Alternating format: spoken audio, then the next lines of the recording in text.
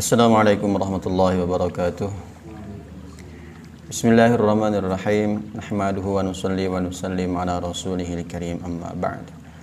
Pada kesempatan ini kita akan membahas tentang sholat berjamaah. Sholat fardu ketika dilakukan dengan berjamaah, maka pahalanya berbeda daripada sholat sendirian. Seperti sabda Rasulullah SAW, sholatul jama'ati afdalu min sholatil faddi bisab'i wa ishrina darajah. Sholat berjamaah itu lebih baik 27 derajat daripada sholat sendirian. Karena pahalanya tidak nampak 27 derajat ini, banyak orang-orang yang menyepelekan sholat berjamaah. Padahal di surga ini ada orang yang menikmati kenikmatan surga.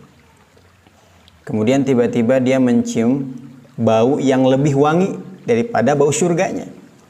Gara-gara wangi tadi, kenikmatan surga yang dia dapatkan itu hilang. Rasanya itu hilang. Maka bertanya kepada para malaikat, bau apa ini? Jawab malaikat, itu bau surga yang berada 1 derajat lebih tinggi daripada surga kamu. Hanya 1 derajat, tapi perbedaannya luar biasa. Apalagi 27 derajat. Padahal kalau masalah dunia, ketika seseorang ini kerja di daerahnya sendiri cuma 1 juta, kemudian kerja di Jakarta 27 juta, dia akan memilih kerja di Jakarta. Jangankan di Jakarta, dia kerja di Bandung 1 juta misalnya, kerja di Papua 27 juta, dia akan memilih kerja di Papua. Jangankan masih Indonesia, luar negeri pun akan dikejar. Karena tahu nilainya uang. Sekarang orang itu nggak mengerti nilainya pahala 27 derajat. Sehingga untuk menjalankan kakinya dari rumah ke masjid ini berat.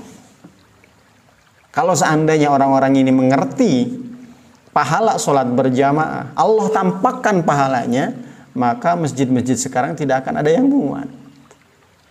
Pasti bertingkat semua. Dan masih banyak lagi pahala tentang sholat berjamaah. Mungkin itu hanya 1 saja.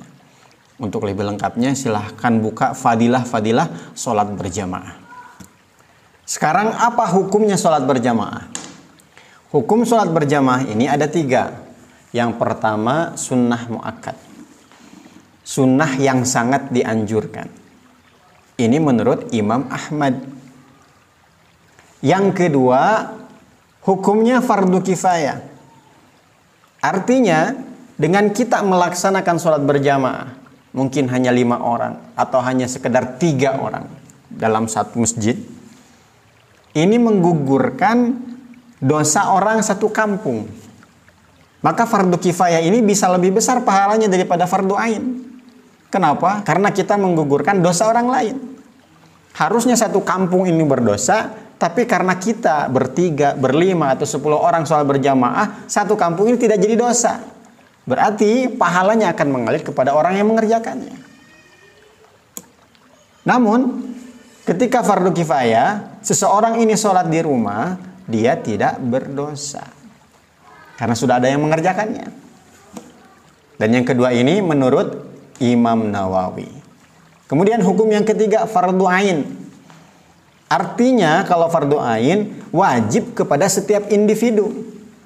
Setiap orang semuanya wajib mengerjakan sholat berjamaah.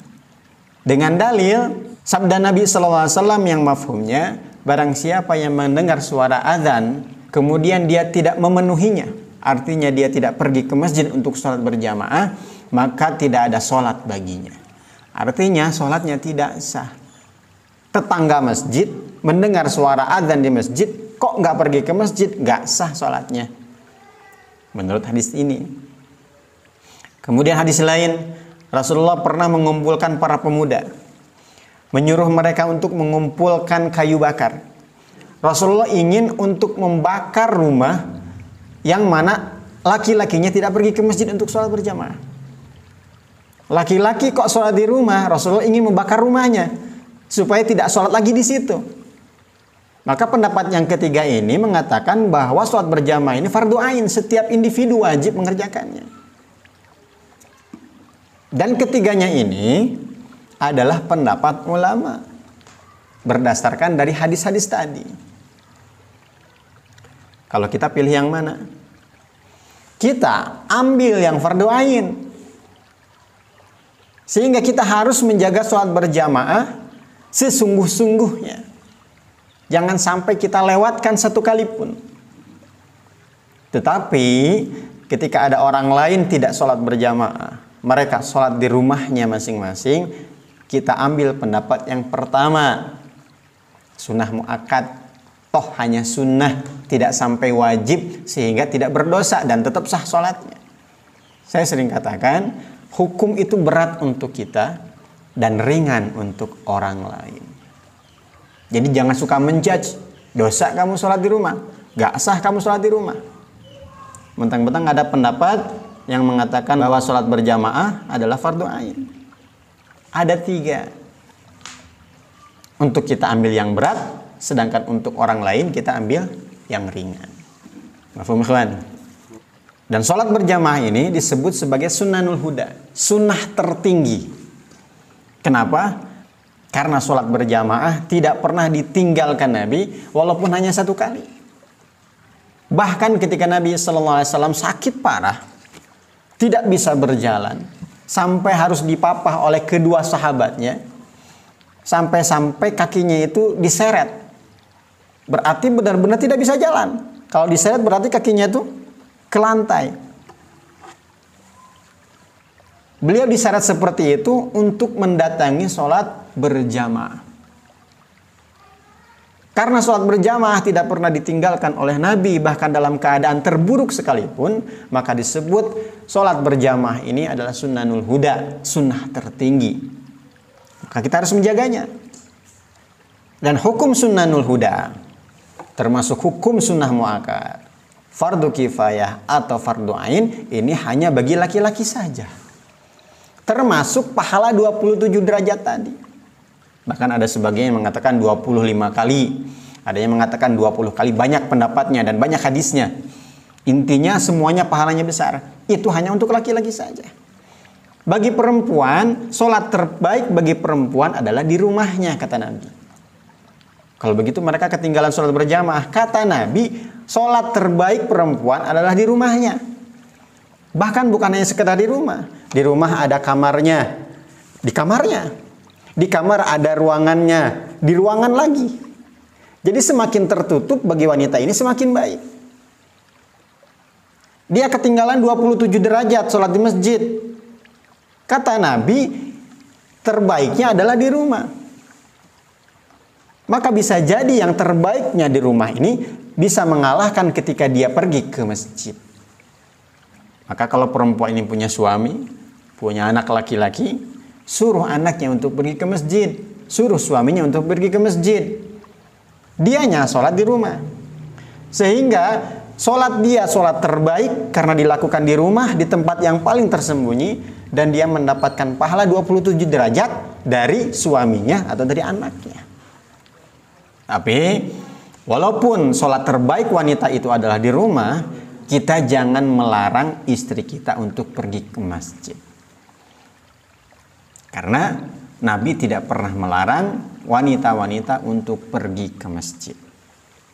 Cuman dalam keadaan umat sekarang ini, di mana fitnah di mana-mana, maka perempuan pergi ke masjid menggunakan dengan adabnya.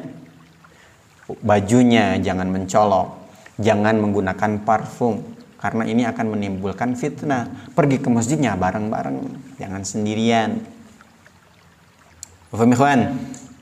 Kemudian hukum ini adalah hukum sholat berjamaahnya ya.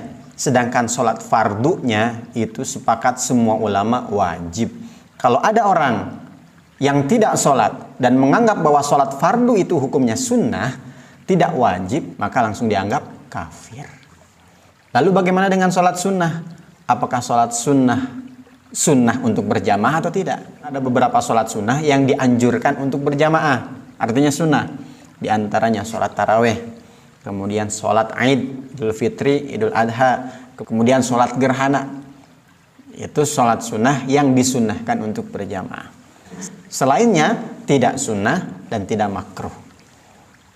Lalu bagaimana dengan sholat tasbih? Sholat tahajud. Itu kan asik. Enak kalau sholat berjamaah. Silahkan. Dengan berjamaah sholat tahajud, dengan berjamaah sholat tasbih akan menambah kekhusyuan, itu berarti bagus. Bukan berarti asal hukumnya sunnah. Tapi menggunakan kaidah fikih, lil wasail hukmul maqasid. Wasilah. Kalau dengan berjamaah tambah khusyuk, dengan berjamaah tambah semangat, maka dengan berjamaah menjadi bagus. Bukan hukum asalnya sunnah. Berbeda dengan sholat tarawih, sholat gerhana, dan juga sholat id yang memang dianjurkan untuk sholat berjamaah. Mafhum ikhwan? Jadi ini di antara hukum sholat berjamaah. Sekali lagi, kita ambil yang fardu ain sehingga kita harus benar-benar menjaganya. Tapi bagi orang lain, ambil yang sunnah muakkad sehingga ketika mereka tidak mengerjakannya, kita tidak langsung menjudge bahwa mereka melakukan suatu dosa. Berat untuk kita, ringan untuk orang lain. Mafhum ikhwan? Wallahu a'lam bishawab.